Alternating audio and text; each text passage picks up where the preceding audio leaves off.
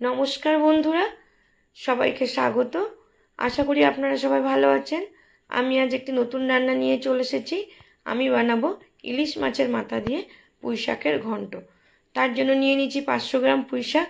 এটা কেটে ভালো করে ধুয়ে পরিষ্কার করে নেব। সাথে সবজি নিয়ে নিয়েছি কুমড়ো, আলু, কাঁঠালের বীজ আর ঝিঙে। ফোড়ন দেওয়ার জন্য নিয়ে নিয়েছি রসুন আর একটা কুচানো পেঁয়াজ। এখানে একটা ইলিশ মাছের মাথা নিয়ে নিয়েছি। আমি কড়াইতে সর্ষের তেল দিয়ে মাছের মাথাটা ভেজে তুলে রাখবো।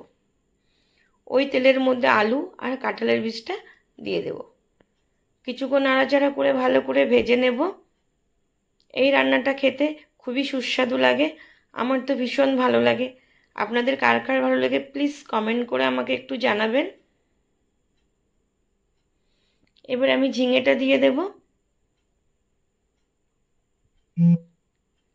আবারও কিছুক্ষণ ভালো মতো করে ভাজা করে নেব। এবার সবজিটা আমি তুলে রেখে দেব।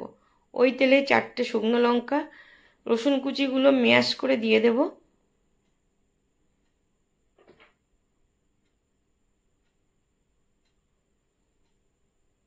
এবার কুচনো পেঁয়াজটা দিয়ে দেব। পেঁয়াজটাও লাল লাল করে ভেজে নেব। একটা সুন্দর সুগন্ধ বার হচ্ছে। এবার আমি দিয়ে দেব 5 ফোড়ন। আবারও কিছুক্ষণ নাড়াচাড়া করে আমি কুমড়োগুলো দিয়ে দেব। কুমড়োগুলো ভালো করে ভেজে নেব।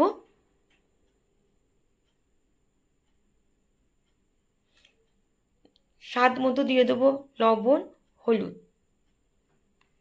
এগুলো দিয়ে সবজিগুলো আরও কিছুক্ষণ ভেজে নেব।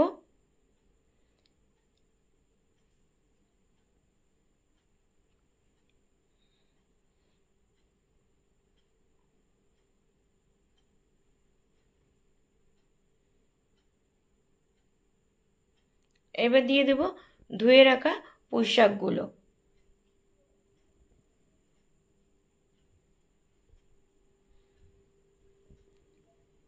এবার ঢাকা দিয়ে আমি সবজিটা ভালো মতো সিদ্ধ করে নেব।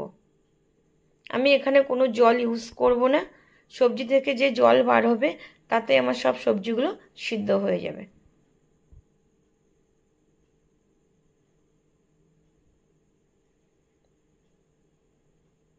এবার ভেজে রাখা সবজিগুলো দিয়ে দেব। আবারও কিছুক্ষণ ঢাকা দেবো যাতে সবজিগুলো ভালোভাবে সিদ্ধ হয়ে যায়।